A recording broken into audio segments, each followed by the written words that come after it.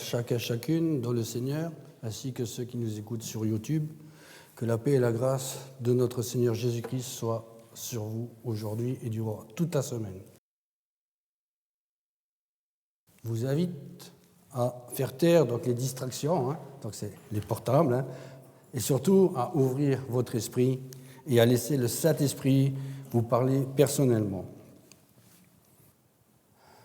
La parole de Dieu, des fois, peut nous flatter, mais des fois, elle peut aussi apporter son sécateur pour nous émonder, ou pour nous faire voir une réalité que peut-être nous illusionner. Et aujourd'hui, nous allons confronter deux textes puissants. C'est une prédication croisée basée sur Jean 20, 14 et Galates 2, verset 20, qui dénonce une foi théorique sans transformation intérieure. Nous vivons dans une époque où la foi est souvent proclamée, mais rarement incarnée. On parle de Jésus, on chante sa résurrection, on affiche des versets bibliques qu'on connaît par cœur, on parle de Jésus, mais dans le quotidien, dans nos choix, dans nos relations, où est la preuve que Christ vit vraiment en nous?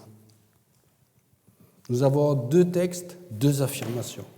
L'une parle d'une transformation intérieure, l'autre parle d'aveuglement spirituel.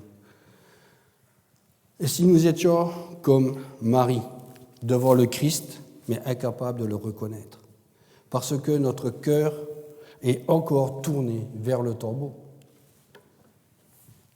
Et je vous invite à ouvrir votre Bible en Jean 20, 14, en première lecture, et en deuxième lecture, nous prendrons Galates 2, 20. Jean 20, verset 14. En disant cela, elle se retourna et vit Jésus debout, mais elle ne savait pas que c'était Jésus. Première lecture, et Galates 2, 20. J'ai été crucifié avec... Donc c'est Paul qui parle, J'ai été crucifié avec Christ, et si je vis, ce n'est plus moi qui vis, c'est Christ qui vit en moi. Si je vis maintenant dans la chair, je vis dans la foi au Fils de Dieu, qui m'a aimé et qui s'est livré lui-même pour moi. Deux textes, deux directions différentes. Le titre du message, c'est un titre qui risque peut-être de choquer. Résurrection de la bouche, tombeau dans le cœur.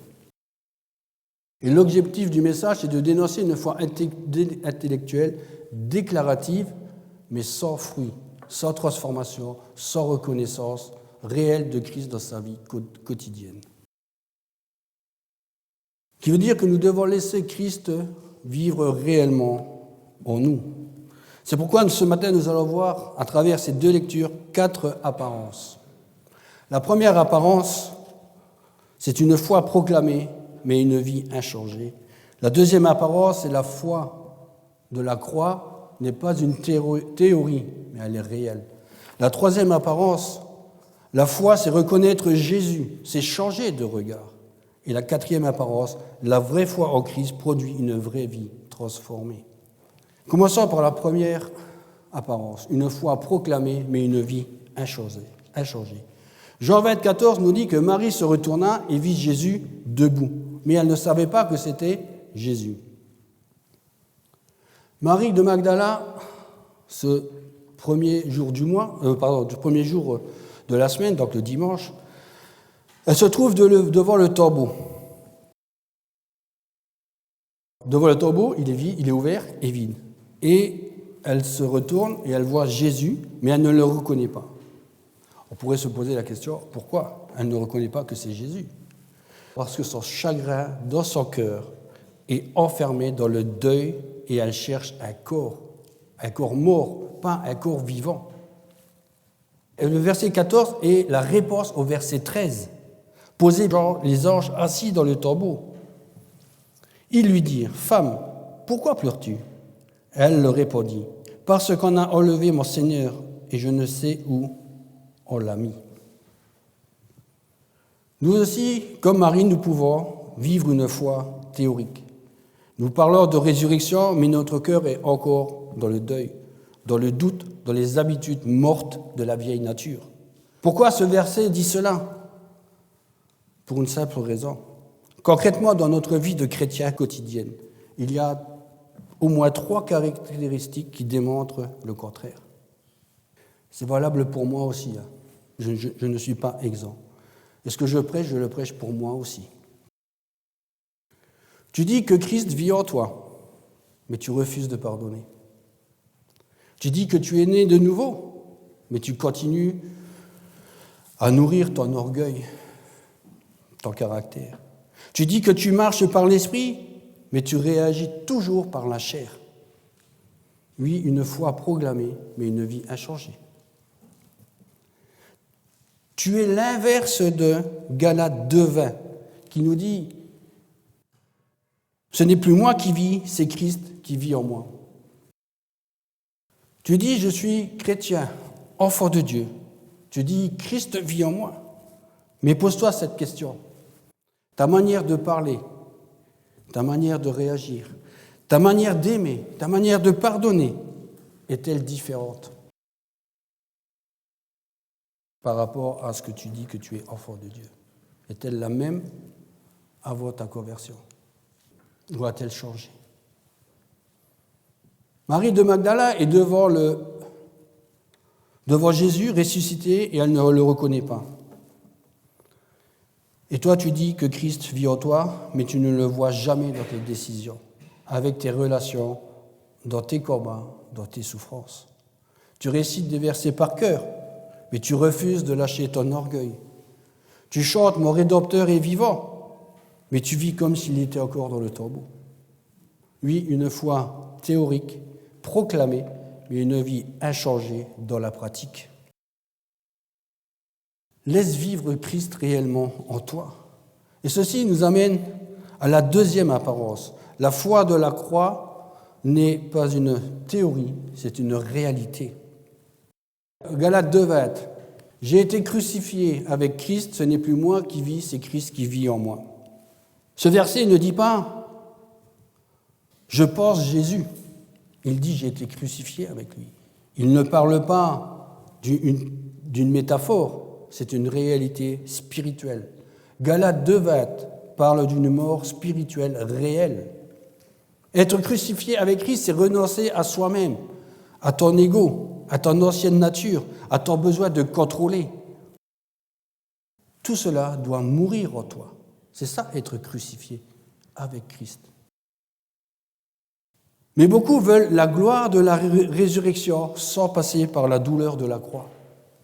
Concrètement, dans ta marche quotidienne avec Christ et avec ton entourage, si tu te trouves toujours le centre de ta vie, alors Christ ne vit pas en toi. Si tu refuses de pardonner, d'aimer, de servir ton prochain, alors ce n'est pas lui qui vit en toi, c'est encore toi qui vis en toi. Galates 2, 19 à 21. 19 à 21 nous dit ceci. « Car c'est par la foi que je suis mort à la loi, afin de vivre pour Dieu. J'ai été crucifié avec Christ, et si je vis, ce n'est plus moi qui vis, c'est Christ qui vit en moi. Si je vis maintenant dans la chair, je vis dans la foi au Fils de Dieu, qui m'a aimé et qui s'est livré lui-même pour moi. Je ne rejette pas la grâce de Dieu, car si la justice s'obtient par la foi, Christ est donc mort, par la loi, Christ est donc mort en vain. » Galates 2, 19 à 21 résume la transformation spirituelle opérée en Christ. Paul présente très clairement et en très peu de mots la vérité de l'Évangile. Il ne la présente plus sous la forme de doctrine, mais comme une expérience, à sa propre expérience, à sa propre vie. Maintenant, il ne dit plus « nous », mais il dit « je », qui apparaît 1, 2, 3, 4, 5 fois dans 3 versets. Le verset 20 exprime de manière poignante la nouvelle identité du chrétien, du croyant, ou plutôt, devrais-je dire, du disciple. Ce n'est plus moi qui vis, c'est Christ qui vit en moi. Cette nouvelle réalité spirituelle libère le croyant de la condamnation de la loi et lui promet de vivre sous la grâce. Christ vit en moi. Lorsque Paul dit « Ce n'est plus moi qui vis », il fait référence au changement radical qui se produit lorsque les pécheurs placent leur foi dans la mort sacrificielle de Jésus-Christ sur la croix. C'est le même type de changement dont Jésus a parlé de la conversion avec Nicodème. En vérité, je te le dis, si un homme ne naît de nouveau, il ne peut voir le royaume de Dieu. Et il le dit 2 fois en Jean 3, verset 3 et au verset 5. En termes simples, cela signifie que Christ est la source de notre vie et de notre identité. Alors que le Christ est physiquement absent du monde, il continue à demeurer avec nous par sa présence intérieure à travers le Saint-Esprit en nous. C'est l'Esprit Saint qui nous donne la force et la possibilité de poursuivre la justice et de porter des fruits qui mènent à la vie éternelle et dans la présence de la gloire de Dieu. Frères et sœurs et auditeurs, nous devons chaque jour crucifier notre chair à la croix. C'est-à-dire crucifier nos mauvais désirs, nos mauvaises paroles, parce que tout cela nous empêche de suivre Christ. C'est aussi une manière de mourir avec lui. Luc 9, 23 à 25. Puis il dit à tous, « Si quelqu'un veut venir après moi, qu'il renonce à lui-même, qu'il se charge chaque jour de sa croix et qu'il me suive. Car celui qui voudra sauver sa vie la perdra, mais celui qui la perdra à cause de moi la sauvera. Et que servirait-il à un homme de gagner tout le monde s'il se détruisait ou se perdait lui-même ?» Porter sa croix, c'est porter quotidiennement sa vie, mais en la crucifiant à la croix, pour que Christ puisse avoir la totale liberté en nous, sans rien lui cacher. Il faut qu'il soit numéro 1 dans notre cœur. Mais l'accent de l'Évangile n'est pas mis sur la mort, il est mis sur la vie en Christ. Si je suis mort avec Christ par la foi, je suis aussi ressuscité par la foi à la vie. Romains 6, verset 5. En effet, si nous sommes devenus une même plante avec lui par la conformité à sa mort, nous le serons aussi par la conformité à sa résurrection. Éphésiens 1, 19 à 20 dit ceci. « Et quel est envers nous qui croyons l'infinie grandeur de sa puissance, se manifestant avec efficacité par la vertu de sa force. Il a déployé en Christ, en le ressuscitant des morts et en le faisant asseoir à sa droite dans les lieux célestes. » Qu'est-ce que cela veut dire ? Cela veut dire que dans notre vie quotidienne, le croyant en Christ, nous avons la puissance de la résurrection de Christ, c'est-à-dire le Saint-Esprit, pour continuer à combattre le péché qui nous entoure. Nous sommes dans un monde de pécheurs.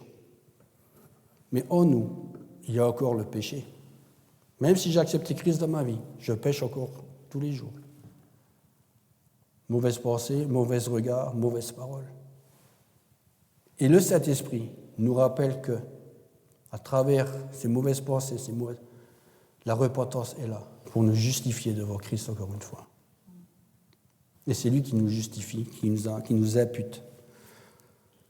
Cette puissance n'est pas théorique, elle agit concrètement avec force et efficacité. Elle est active et la résurrection est l'exemple suprême de cette puissance qu'il a déployée en Christ. Mes amis, mes frères et sœurs et auditeurs en Christ par la foi, en l'œuvre de la croix, par Jésus-Christ, cette puissance est disponible. Et l'alimentation du moteur qui nous donne cette puissance prend sa source même dans l'amour et la grâce de Dieu pour les pécheurs.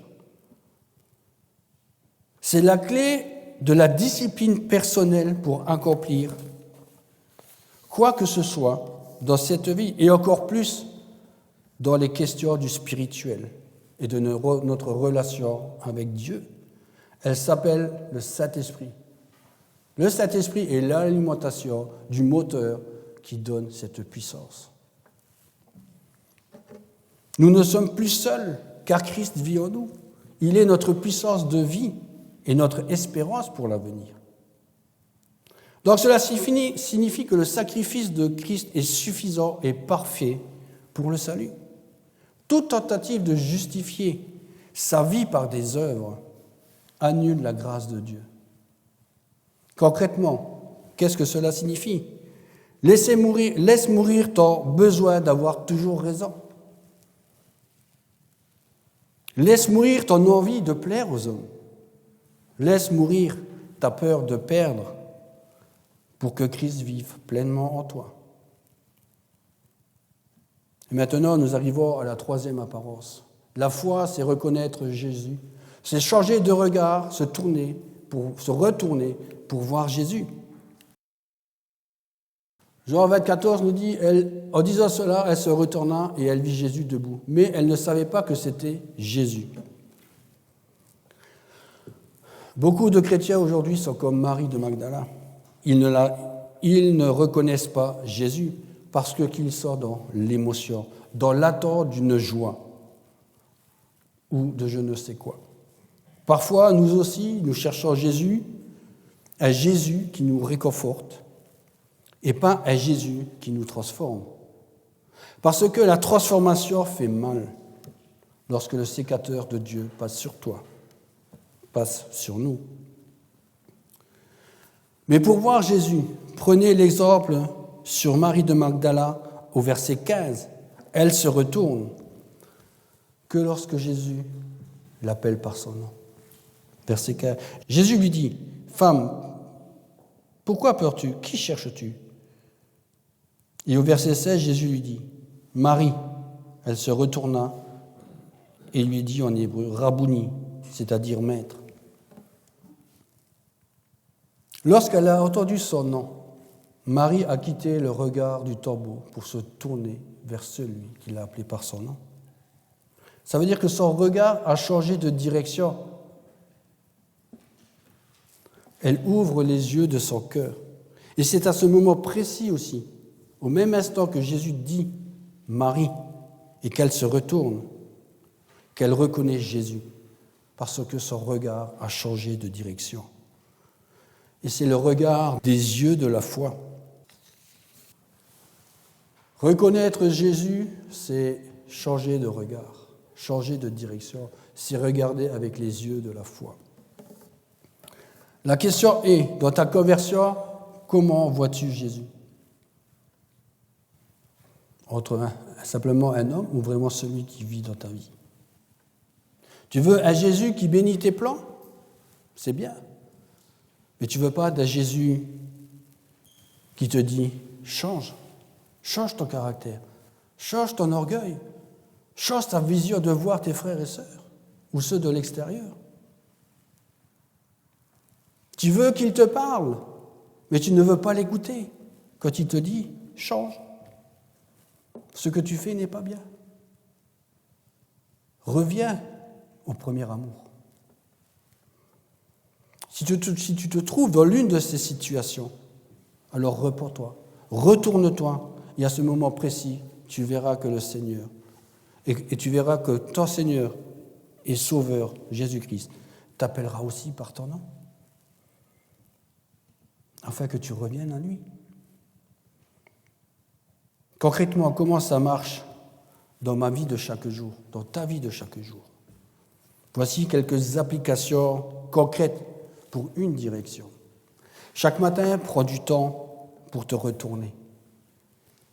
Par le silence, dans la prière, dans l'écoute de la parole, à travers la lecture de la Bible. Demande à Jésus d'ouvrir les yeux de la foi et de le laisser te guider chaque jour. Reconnais-le dans les petites choses, comme dans les grandes, à travers une parole, une rencontre, un moment de paix. Même dans l'épreuve, Dieu est avec toi. Et ceci nous amène à la quatrième apparence. Une vraie foi en Christ Jésus produit une vie transformée. Donc là, j'ai pris une origami. Il y a un bout de papier chiffonné, ça s'est transformé en un bel oiseau. Ta vie de chiffon peut se transformer en un être vivant en Jésus-Christ. Galates 2,20 nous dit encore une fois, « J'ai été crucifié avec Christ, ce n'est plus moi qui vis, c'est Christ qui vit en moi. » Si Christ vit en toi, cela se voit et tu portes du fruit. Pas par des versets récités ou par des discours, mais par des fruits visibles, pas par des apparences, mais par une transformation intérieure. Ça s'appelle la régénération. Qui veut dire que nous devons laisser vivre Christ réellement en nous, afin qu'il dirige et qu'il transforme notre façon de vivre. La foi en l'œuvre de Christ qui ne change pas ta vie ne vaut rien. Elle est sans valeur aux yeux de Dieu. Elle est morte.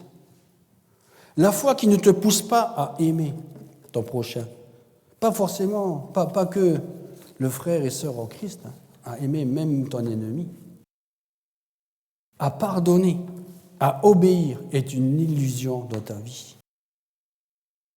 La foi qui ne change pas ta vie, qui ne te pousse pas à aimer comme Dieu nous a aimés, comme Dieu a pardonné à travers l'œuvre de la croix. Alors le tombeau est vide, ton cœur aussi.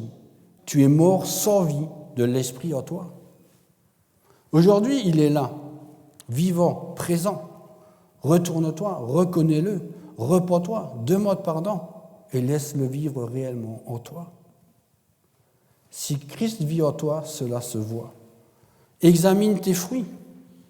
Est-ce que ta foi produit quelque chose en toi? Est-ce que tes voisins voient que tu as changé, que tu n'es plus la même personne? Demande au Saint-Esprit de te montrer ce qui doit encore mourir en toi.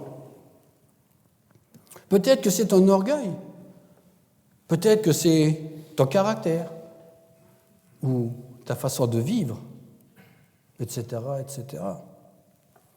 Décide aujourd'hui de vivre une vraie foi incarnée en l'œuvre de Jésus-Christ, pas juste proclamer.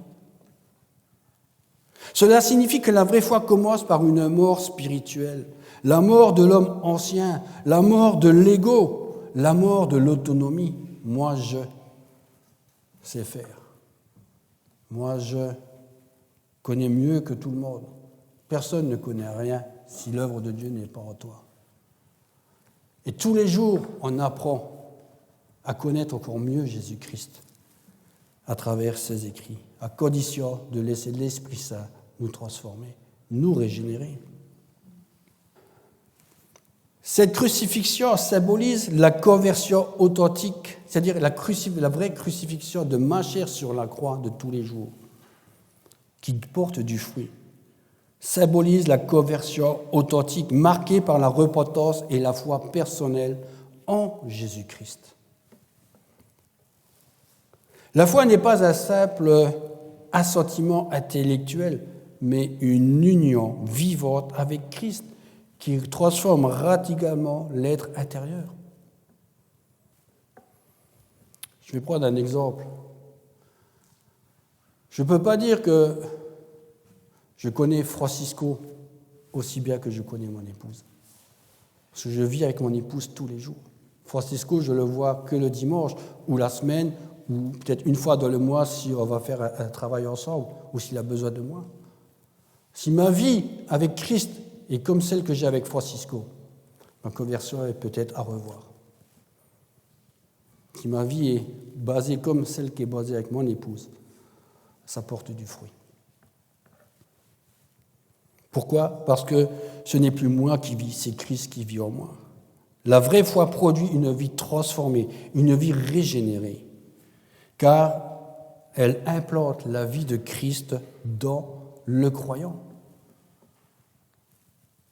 Quand tu deviens chrétien, croyant en Jésus-Christ, à un moment donné, il faut dire stop. Je ne veux plus être croyant ou chrétien, je veux devenir disciple. C'est ce qui fait la différence. Christ ne cherche pas des croyants ou des chrétiens, il cherche des disciples. Un disciple, c'est quelqu'un qui obéit à la parole de Dieu, qui vit selon la parole de Dieu. Et ça se voit à travers les fruits qu'il porte. Cette vie nouvelle se manifeste par une transformation progressive, ce qui s'appelle la sanctification. Les fruits de l'esprit, Galates 5, versets 22-23. Le croyant ne vit plus pour lui-même, mais pour celui qui l'a sauvé, celui qui est devenu son Seigneur et Sauveur dans sa vie. Il devient un disciple marchant dans l'obéissance, non par contrainte, mais par amour pour celui qui lui a donné la vie éternelle. La justification par la foi seule est inséparable de la sanctification par l'Esprit. La vraie foi unie au Christ crucifié et ressuscité produit une vie nouvelle dans nos choix, dans nos paroles, nos relations, nos combats. Cela est visible, cohérent et centré sur Christ, notre espérance. Elle est animée par l'amour. Mais l'amour, pas l'amour humain, l'amour vécu dans la dépendance est orienté vers la gloire de Dieu. Donc l'amour de la dépendance attaché à Christ. Et je terminerai avec cette conclusion. Tu dis que Jésus est ressuscité, mais est-il réellement ressuscité pour toi? Ou continues-tu à chercher un Dieu mort dans les ruines de ta religion, dans les rituels sans vie? Frères et sœurs et amis, il faut faire la différence entre la religiosité et la foi au Christ. La Bible dit que le chemin est large, spacieux. Beaucoup sont sur chemin et peu sur la porte étroite qui est cachée. Avez-vous remarqué une chose? Beaucoup contre peu. Es-tu dans les beaucoup ou es-tu dans les peu? Pose-toi la bonne question. Est-ce que ma foi repose sur une relation personnelle avec Jésus ou est-elle fondée sur son amour sacrificiel?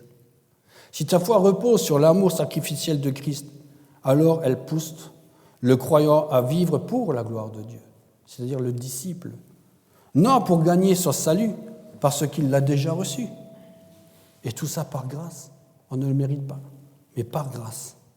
La vraie foi en Christ est une foi vivante qui montre une vie transformée, régénérée, illustrée par un témoignage. Cette transformation est visible, durable, parce qu'elle est centrée sur l'amour de Christ. Laisse Christ vivre réellement en toi et que sa parole demeure en toi et qu'on te reconnaisse par les fruits que tu portes, les fruits de l'épître de Galates, dont Galates parle. L'amour, on va le lire. Galates 5. Mais le fruit de l'esprit est l'amour, la joie, la paix, la patience, la bonté, la bienveillance, la fidélité, la douceur et la maîtrise de soi. La loi n'est pas contre de telles choses. Ceux qui sont en Christ Jésus ont crucifié la chair avec ses passions et ses désirs. Si nous vivons par l'Esprit, marchons aussi par l'Esprit. Ne devenons pas vaniteux en nous provoquant les uns les autres, en nous portant envie les uns les autres. Sur ce se termine cette prédication. Et je vous laisse avec ça sur le cœur, que chacun s'examine lui-même et voit où il en est de sa foi avec le Seigneur.